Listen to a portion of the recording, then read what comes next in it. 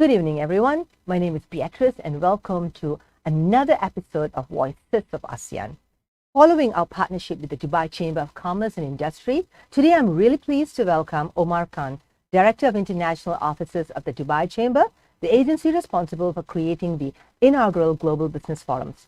Omar Khan is responsible for leading the development and management of Dubai Chamber's international offices across Asia, Africa, and Latin America. He has successfully held leading positions within the Dubai Chamber, including representing the organization on trade facilitation. Global Business Forum ASEAN is the first platform of its kind centered on opening trade and investments between the UAE and the ASEAN region. And today, we invite Omar Khan to shed light on why ASEAN was the next step in a series of global business forums. So, joining me live from Dubai, here is Omar Khan. Thank you so much for having me, Beatrice. It's a pleasure to be here. It's an honor to have you on the show. So, Omar, tell us more about the Global Business Forums and your role as the Director of International Offices in their development. Well, thank you very much. The Global Business Forum, ASEAN especially, this edition is very important because it's an inaugural one. As you saw, there will be so many different sessions, people from 50 countries. Yeah. 500 attendees. And this is also to reiterate our commitment as Dubai, as being a global business, logistics, and financial hub, to commit to our connectivity, whether it's physical or it's in the mental awareness of business communities around the world. So we have in the past 10 years looked at many different emerging markets as Dubai Chamber, and we have looked at diversifying our portfolio of export and import destinations. This always keeps our business community and their partners around the world at a competitive advantage. So we've started a long time ago with the ASEAN. We've looked also at the Eurasia region, and we've done also we're doing the upcoming also Latin American Global Business Forum. But ASEAN has been on our mind and on our radar. Our countries, our ministries are talking to each other. They are looking at ways to improve our trade and our connectivity and bilateral relationships from a reactive one, where we're seeing traders come to our exhibitions and vice versa, to actually one where we put some enablers on the ground. And of course, the first and the biggest thing we want to do is sort of plant a flag and say, and send a big signal up in the sky to tell our brothers and sisters in ASEAN that we are very much interested in that gap where we have India on one side and China on the other side. There is a huge manufacturing, service, labor, expertise market, construction, real estate. There's so much that ASEAN can provide, and it's a powerhouse also of manufacturing, from the simplest to the most advanced. And I think sometimes it's like I said, the relationship has been a little bit reactive, and now we sort of want to nurture that. And step one is to do the Global Business Forum for ASEAN, our inaugural one. And then also, as plans, of course, we intend as Dubai Chamber to set up a few offices in the region to expand our international offices that are now all over the world, to also include at least 2 to 3 nations in ASEAN. So it's a starting point. It's a very strong kickoff point and a strong message that Dubai Chamber is sending, inshallah, in the 8th and 9th of December. And then I think the relationship will flourish. And why I say we will put offices there as well. So once all the interest is raised, once the macro information and the B2Bs happen, we want the momentum to continue. We want to have a team on the ground, so I can say FYA, for your action. So we put steps to move closer, to understand the different parts of each country in ASEAN, the different enablers, the contribution that they can give, and then sort of to transmit that to 270,000 members that Dubai Chamber has in its business community. Yeah. Do you have any statistics of how much business is ASEAN collectively as a region doing in Dubai and vice versa? Yes, we do. I mean, in terms of also the business community, we do have about 3,300 and something and change of companies, which is a quite strong presence. 2,000 of them are from the Philippines. Then we have 568 from Singapore and 270 from Malaysia and 139 from Asia. But Overall, we've had between 2011 2020, we've had about $224 billion worth of trade, averaging about 22 billion per year. Most recently, that's the figure. So I think if you look at that and you look at the continent of Africa, we are now trading about 50 billion in the COVID year. It's been the highest. So with ASEAN, it's 22 billion. It's almost half. That's yeah, and I think we are for both regions, we are just scratching the surface of that. Yeah, so much more opportunities, I'm sure. Yeah, definitely. And like I said, it's there's so much that is actually happening in terms of trade. But I think from my experience on behalf of Dubai Chamber, when you travel, when you engage, and when you understand the different locations, provinces, states of whether it's Africa, India, or nations in ASEAN, you really get a different idea of what's really on the ground. And I think that's why it's important that we connect here and we connect on the ground as well. Because businessmen will always say this, tell me something I don't know. Exactly. Yeah. So, and that's our job as well. That's our job to learn as much as possible and to transmit it to the right people, where we also would like to see investments go both ways. We would like to also see investments come through Dubai and through the UAE and into ASEAN. And again, we are a very good platform to showcase products, brands, capabilities, know-how. Again, you sometimes make it in Dubai or establish in Dubai, and then you can create a full wave of interest that goes back to the HQ. And also, I think you are so beautifully positioned, as a gateway to the rest of GCC. And I think a lot of ASEAN businesses and entrepreneurs look at it that way, like through Dubai as an entry point to North Africa, to the rest of GCC. You get that from a lot of the businessmen talking to you, especially the ones from ASEAN? Well, absolutely. I always say this. I was just speaking to a delegation from Mexico in a state called Jalisco, where I said, look, if you look at Africa, there has been a relationship with many companies from historical ties or post-colonial relations, where you would have usually, let's say, the United Kingdom, France, Belgium, and other nations. And so, of course, there's China. But I said, look, Mexico has amazing manufacturing capabilities, and so does ASEAN. So, however, maybe the African businessman or the businesswoman is not waking up thinking that her machinery, she wants her machinery or electronic equipment to be coming from a partner in ASEAN.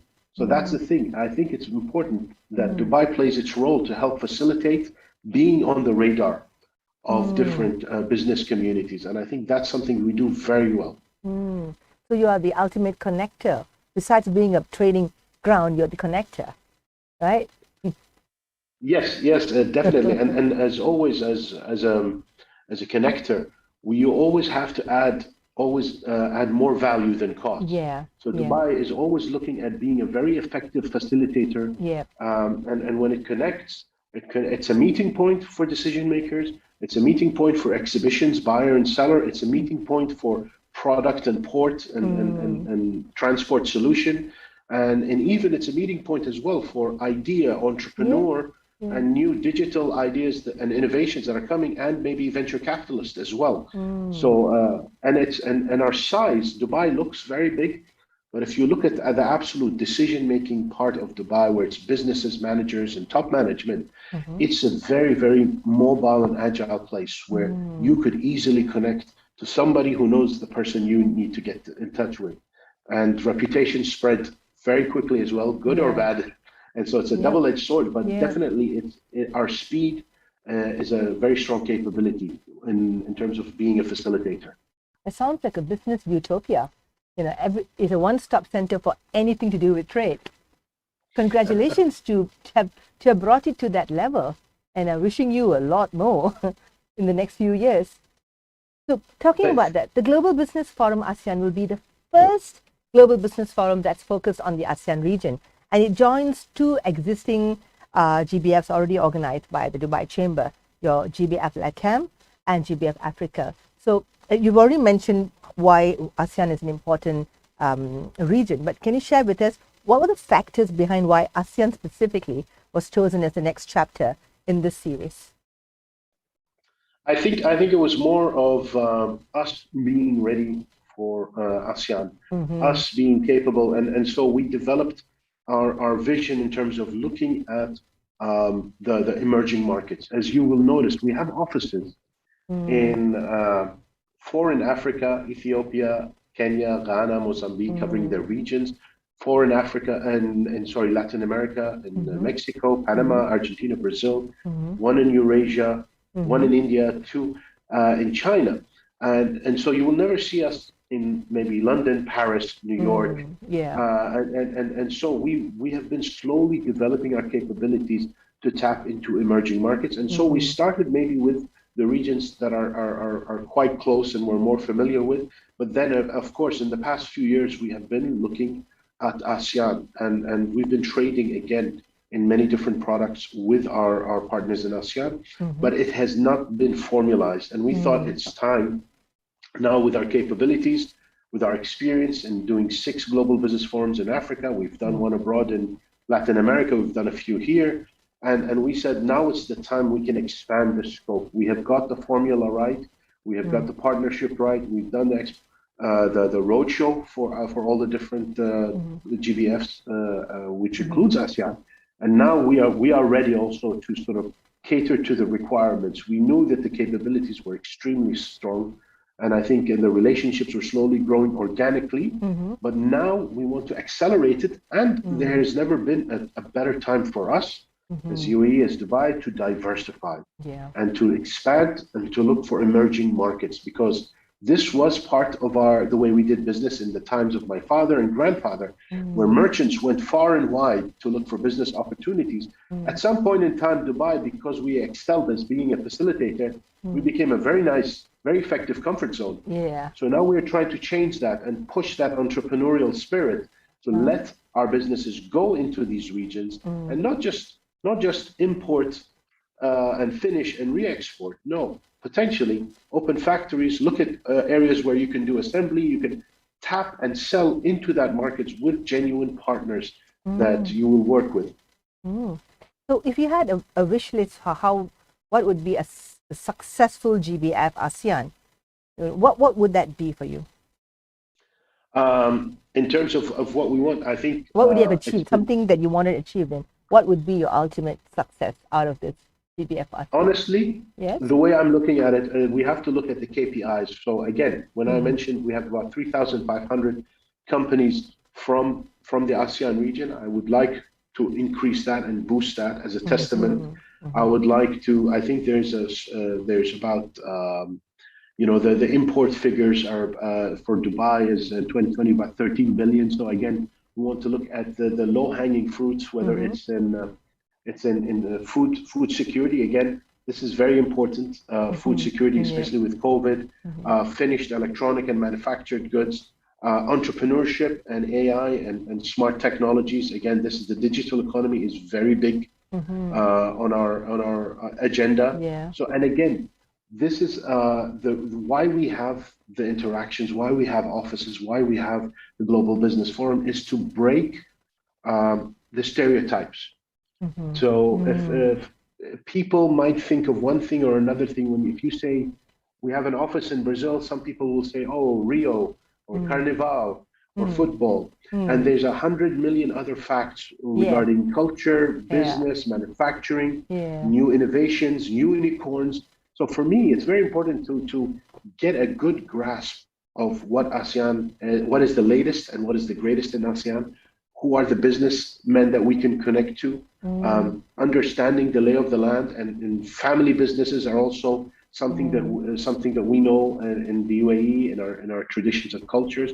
So we understand that many parts of the world as well, we need to know who's who, and who's in the top 5 of each sector as well. And like I said, we want to come out being fully versed and aware and capable to take the relationship to the next level, to be able to do delegations and eventually to have business deals signed, have more members from ASEAN established here, and looking maybe setting targets between us and our partners, and and setting some trade figures and working and on different avenues. So whether it's startups, new members, trade figures, and awareness. And I think we have to start with awareness, being on each other's radars. Yeah, you need to feel the pulse of this region, know what makes it tick, right? Definitely. And this is, I always say you have to, maybe it's because I like foods, and I always say you have to smell the opportunity. You have to be there in the ground. So hopefully with COVID, slowly, being sort of conquered bit by bit, with all of us being responsible and our governments and our businesses working in cooperation, we'll be able to travel very soon, and we'll be able to physically explore. And it's definitely, again, there is the traditional things that every nation is known for, even in the business sector. And we are also looking for the non-traditional. What's new? What would surprise us? Where are the secret unicorns that maybe not everybody knows, that's not on CNN, but is quite aware, in the local market. And that's what maybe Dubai businessmen are looking for as well. Yeah, absolutely. On the 1st of June this year, the UAE Ministry of Economy signed a law allowing 100% foreign ownership of business. Can you give us an insider's perspective on some of the industries or sectors that are ripe for investment in the UAE? Because I'm assuming there's going to be droves of investors coming in with that. No, definitely. In terms of the 100% foreign ownership, in 1985, we set up a free zone because we knew that the legislation in the mainland would take time. So our free zones already offer 100% foreign ownership, but there was a lot of discussion on legislation with regards to mainland 100% foreign ownership. And that a few years ago, 13 new sectors in the digital economy, e-commerce, space, and a few other industries. They were more, maybe the future industries. I think we had 122 activities in 13 sectors. They were 100% owned. And in June, with the advent of COVID, and I think the government, of course, saw the requirement to continue to attract more and more businesses, opened most of the sectors to 100% foreign ownership. And we saw this. I think it's very, very important. I mean, a lot of the technology, the industries of Dubai that we're looking at are future industries. Of course, we're looking at the green economy, we're looking at advanced technologies, we're looking at electronics, agri-tech, health tech, transportation, and everything. Because being a small economy, we cannot compete, let's say, in labor-intensive, high-volume, low-cost manufacturing. We know that there are economies maybe around us, or even further in China, India, and different places that can compete. So we are looking actually for companies and entities to sort of support the very niche economy, very technology-intensive economy, to help us be faster. We're looking at the data economy and the knowledge economy as well, and so those are the main economies. But everything else has been pretty much opened up to the private ownership from expats. So many different things with regards to even visas, the golden visa, which is for 10 years. There's a freelancer visa, there's student visas, retirement visas. So again, Dubai has really opened up, and the UAE has really opened up its gates in terms to attracting, of course, some of the best, including the smartest students, the best scientists, artists, as well as businesses, doctors, professionals, engineers. So again, one of the best things that you can attract and retain is talent. And again, and part of it is the lifestyle you afford, the ease of doing business, how easy it is to have education, have healthcare, how secure Dubai and the UAE are in terms if you compare to the global standards, the healthcare. So again, there are many different industries, but again, the most important is the culture, the lifestyle. You cannot copy paste that overnight. The culture of Dubai has been slowly cultivated from, I don't know, 100 years. And then in the 50s and the 60s, we saw some Europeans come. In the 80s, we saw people from India, Bangladesh, Pakistan, Philippines, and then slowly just diversified to 192 nationalities. And that slowly blended. That wasn't in a year or two. That wasn't a copy paste. So I think that's one of the most beautiful things about Dubai, whether you're just visiting, living, or doing business.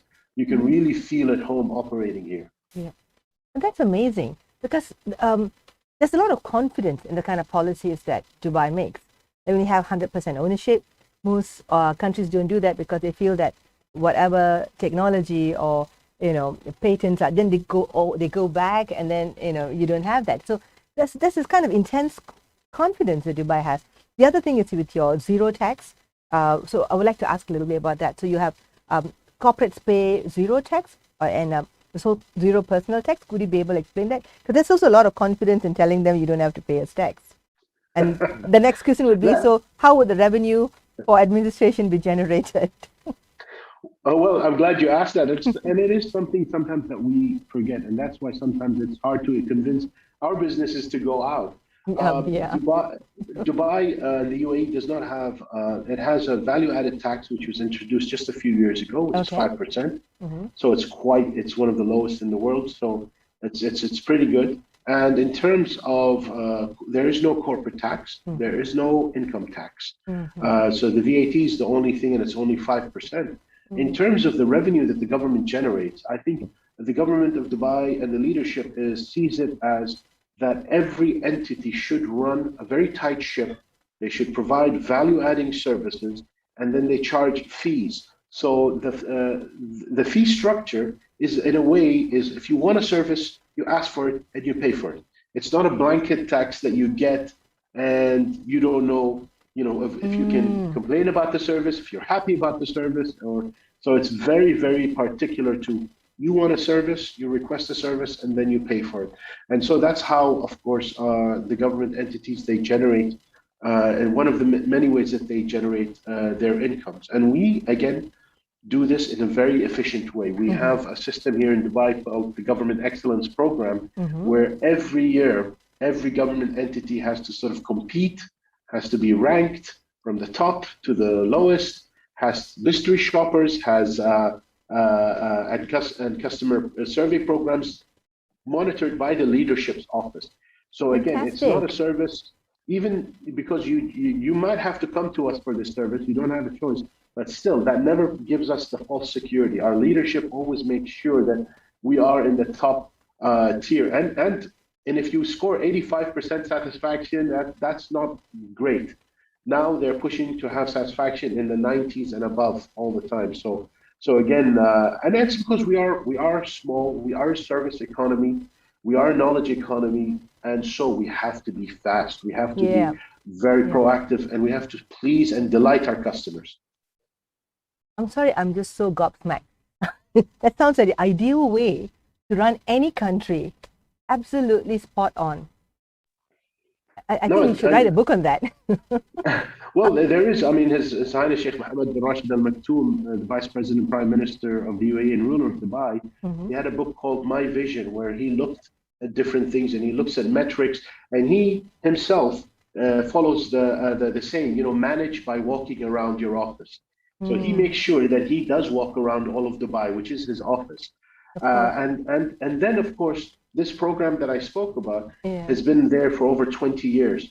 So these values have been transformed from one man and one vision and one sort of leadership technique to a full, over 100,000 employees. And even when you register for your smart employee app, which is the government uses for all the employees, there is a pledge there about how every employee pledges to be the most productive, the most helpful, the most committed, and how he will ensure that he always represents the image of Dubai in the UAE. So His Highness makes sure that you have to click it and say that you will commit to this vision. Oh, wow. This is so well planned and well thought out. That's probably the secret of your success. Because people feel safe. When your civil administration is so efficient, and I think investors feel safe because you have consistency in your policies and you know that the government has your back and you don't have to go through so much bureaucratic red tape, No, this is part of what we have always done as Dubai Chamber. We act as the voice of the business community. We represent, support, and protect their requirements. But the government is definitely a very proactive one, and I think that is a very, very tough combo to beat. And I think so. A lot of what we do here is complementary. The business community engages with the government engages, and we're all in one small boat, and we recognize that. So we have to help each other, and that I think has come out of living in the desert, even before we had oil. So that formula is still embedded in the UAE and in Dubai, and because we are small, we always have to look for the next thing. You know, when you are the youngest brother or sister, Yes, yes, you know, yes, I you get it. have much older and tougher brothers and sisters who might be able to, You have you to be know, very enforce that resilient. stuff. You have to use your mind. You have to be Yes, quick. Exactly. resilience. You have to make sure that you're thinking on the, on your feet. You can't afford to fail. Excellent. I love this. So about you, Omar, a large part of your role involves managing your international offices in select countries, which you use to maintain ties in key markets. Now, what about the reverse? What advice would you share to those looking to set up offices in Dubai? Well, I think it's very important now. We're very digitally connected these days. We have about now 12 offices across 11 markets that speak 9 languages. So we're as Dubai, and this is just a reflection of other companies, other entities, where you see many offices managed from here to the outside. And this is a great opportunity, again, to use Dubai as your service center, as your operational hub into Africa, North Africa, and Sub-Saharan, into the GCC in the Middle East. Excuse me. But very importantly, is now, before coming into Dubai, before you travel as well, engage with us. There's so many partners here from the government, the Department of Economy and Tourism, Dubai Chamber, and many other partners, just a click away. And now virtually we can speak, we can understand your requirements, and then we can even recommend which if you want to be in the mainland, if you want to be in the free zones, what are the pros, what are the cons. We can introduce you. And even because of COVID, some of the free zones, for example, have started a company setup done virtually. And then you can finish it whenever you decide to actually move here. So again, there's a lot to understand about Dubai. But first, it's important that we understand your business. And then we can recommend where's the most ideal. So it depends if you're in a full service, education, healthcare, if you need air logistics, or if you need land, or you need multimodal, or if you need to be connected to the seaport. There's so much happening here. There's always a space for you, but it's important that you connect with us because it's very easy. We forget sometimes. We know everything about Dubai. We know so much about Dubai. But it's easy for us to forget somebody new coming in to the market might be overwhelmed. Yes. So as a chamber, we are one of your best friends, and we are unbiased as well. So we're agnostic about where to go and mainland or which free zone. Right. So we will give you our very unbiased opinion and advice. So all they have to do is just get in touch with the Dubai Chamber of Commerce, send you an email, and then someone will take over and follow through. Yeah, we start the conversation. And again, today, or the Global Business Forum is not just a one-hit wonder. It's not a hit and run. It's actually a kicking off point for the relationship. So once you start to engage with us, we can introduce you to our partners. We can introduce you to our free zones. And I think some of the best places to connect is also through your own chamber, for them to introduce us through your embassy or through our embassy. So it's always really good to be introduced to a known and trusted partner. So again, we can get a lot more done before you even travel to Dubai. We're more than capable to do that for you. Fantastic. So can you tell us the top 5 things on the wish list of UAE entrepreneurs looking to invest in ASEAN? Well, I think for us, it's always a problem of knowing where to start.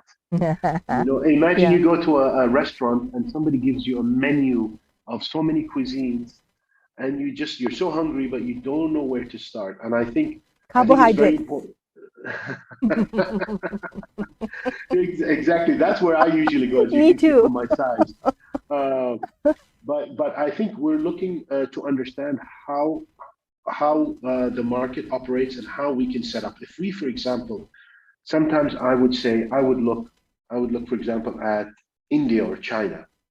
Most businesses will understand what they know from perception, and they will look at the size of it and go, oh, Oh, too difficult. I'll stay in Dubai. I feel safe. Mm, And but then if I, if I say, wait a minute, well, the ease of doing business is not ideal for the overall region in comparison to Dubai. We're going to connect you to the top five performing cities mm, and the most proactive cities, and then we will connect you to the most active chamber, and then we'll connect you to somebody who is potentially a great partner for you for your products in that region, which is known for manufacturing, let's say, electronics or yeah. tires or Mm, whatnot. Then the choice becomes simpler. So I think that's the most important thing. I think we want to understand what is available and educate our markets. So that will have to be done in Global Business Forum, but then mhm. eventually we slowly have to break down each country, each sector, each region, and then our connections to that city, instead of to the overall minister, let's say we go to a mayor, or then Mhm, we go to a mhm, chamber president in a very well-known manufacturing city, and mhm, then we talk to the top producers in there, and then mhm. it becomes a localized connection, and Yeah, then there's trust yeah, there, and yeah. there's a bit of confidence, and you're not overwhelmed with the size of, let's say, Mm, Vietnam, Indonesia, or Malaysia. So if you look at the market population, it's huge. yes, We need a market. We are a yes. small country, for example, of 10 million. And we have The GB, 668 million.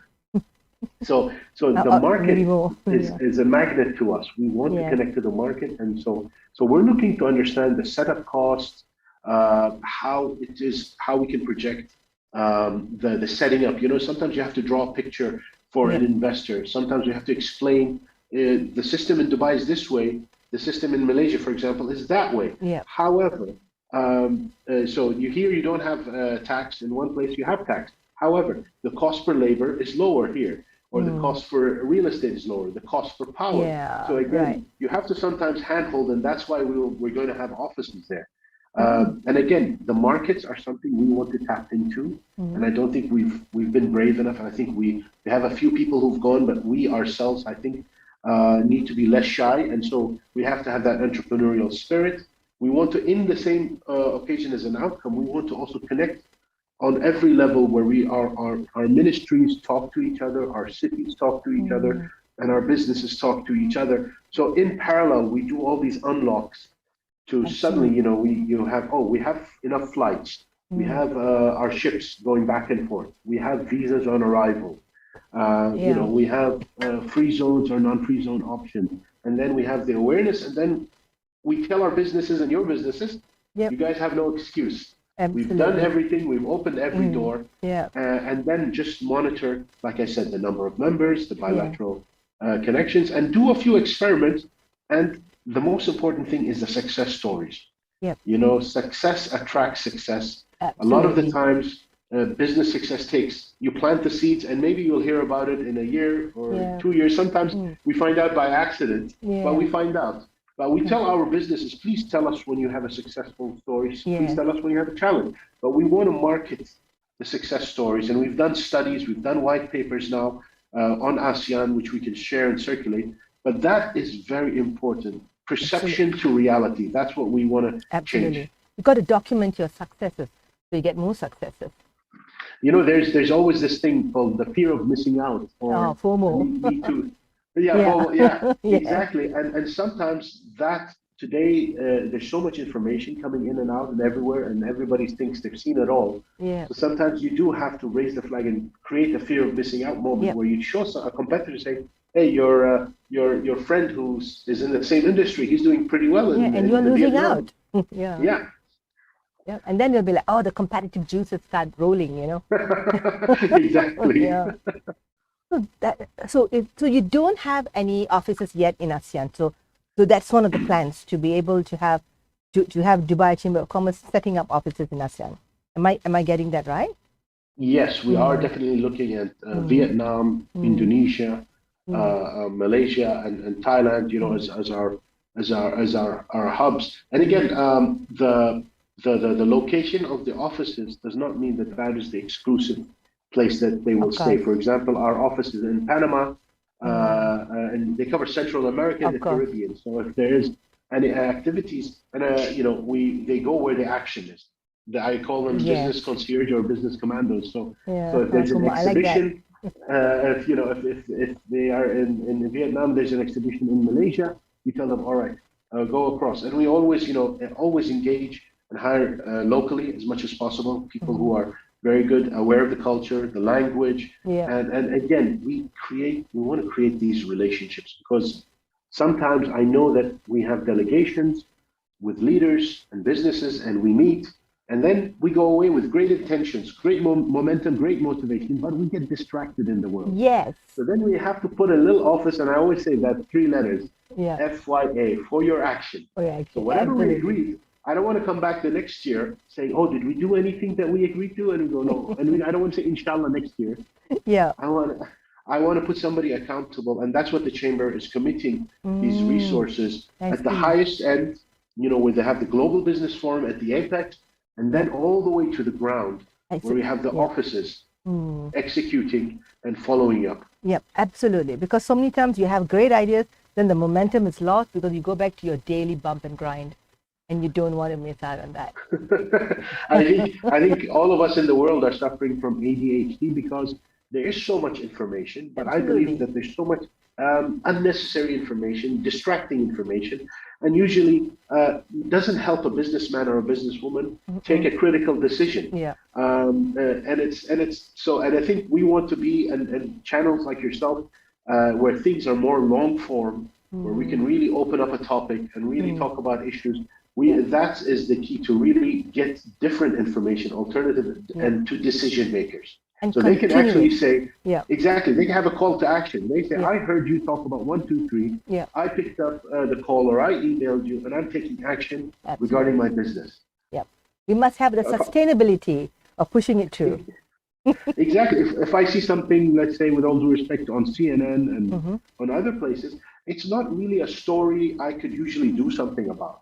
Yeah. We prefer to be on the level where a businessman or a businesswoman sees an opportunity, an event, or a potential contact, and they just pick up the phone and take action. You make it a reality. Yeah. I'm so invigorated with this talk.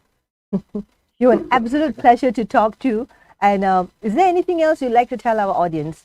Those who are coming to visit you in Dubai, for those who are not, who are just looking at what you're saying and going like, you know what, I'm going to try doing something now because I have the FOMO. No, definitely. I think one thing that I wanted to highlight is, of course, is coming back to Expo. This is definitely a very, very unique moment in the history of UAE in Dubai. And Expo, again, we are very proud of what we are achieving. Yeah. Dubai Chamber is Expo 2020's official business integration partner. And as I said, we are having we organized almost 20 events. Some of them already executed, some still in the pipeline, 9 thematic weeks in the Expo, thematic weeks as well. And there's so much happening. And I think you have to really come and see what is going on, because sometimes, again, being here, we are used to the way we do things. But the feedback we are getting from people from Mexico, Brazil, Poland, Ukraine, we have so many businesses coming from all over the world that are so impressed by what we are pulling together. And again, when I say we, I mean all of the world, the 192 nations, we're all doing it together. It's really a meeting place for the minds. It's really the world's biggest brainstorming session. And I think it's really going to light up the spark for the recovery of the global economy. And you have to see it to believe it in terms of what was executed, how flawless everything is for the business community. And I think because of what has happened, because of the challenges of COVID, I think a lot of the world is more proactive. The UAE is very open, as we're talking about all the different legislation, innovation, startups, scale-ups are big on our agenda. We have our own Dubai Startup Hub, where we channel in from the international markets a lot of the well-known startups to platform and pilot here in Dubai. We're very proud of that. And again, then to go outside, we have so many different activities, such as the Global Business Forum for ASEAN, the one for Latin America. So again, you really have to visit it. And I would like to invite every businessman, a businesswoman, and even student to actually see what's going on, because it's beyond the expectations. We've already, I think, in the first 6 weeks hit, I think, 3 million visitors at Expo. The hotels, just as an indicator here, are at almost full capacity, 3 times the price of the summer. That shows in terms of the activities. But we have about I think if a large number of hotel rooms here, about over 100,000 hotel rooms. So there's a lot of capacity in terms of the flights. In the news recently, Emirates Airlines announced that they're hiring 6,000 employees. Wow. Flights are opening up from Fly Dubai. You're seeing the banners. So everything Sheikh Mohammed said in the recent government awards, it says Dubai is back in business. And they said, Alhamdulillah, and that was it, those few words. And everybody's just now focusing on keeping the acceleration, the momentum, and not letting any opportunity pass. So I think it's very important for our business partners in ASEAN to really be here proactively and to really plug in what is the latest and greatest. Yeah. Again, there's the traditional awareness, but there are some things. Every economy has facts and information that we were not aware of. Yeah. It's not on our radar. Yeah. And I think it's very important to refresh that. Yes, absolutely. So we will do our best. Voices of ASEAN is going to do our best to promote this and to be able to get as many people from this region to come and visit you. And inshallah, it's going to be great. I think it'll be an experience to sever. And I look forward to welcoming you all. If you see me, grab me in the Global Business Forum ASEAN. We'll take photos, we'll exchange views, and I look forward also to seeing you here, Beatrice. I'm definitely going to take a photo with you when I see you in Dubai. Make sure you bring your selfie stick, because whoever comes here, once they're here, they're in love. They set up. They even get married sometimes here. I've seen many people who said they were coming for 5 days and they spent a lifetime here. So bring your selfie sticks. Let's shoot some videos, because everybody becomes an ambassador of Dubai, and what we have here belongs to the world. We are really the global village. Yeah. Thank you so much, Omar Khan. It was an excellent interview. I feel so invigorated, and we'll see you in Dubai. We'll see you in the Global Business Forum ASEAN. So join us live on Thursday, 2nd December at 3 p.m. Malaysian time for an interview with Dr. Muhammad Razib, Director General of the Islamic Tourism Center Malaysia, another distinguished speaker for the Global Business Forum ASEAN 2021. Voice of ASEAN thanks you for your time, and we'll be uploading a recorded version of this dialogue in our portal for those who missed it. Thank you, everyone, and see you in the Global Business Forum ASEAN 2021.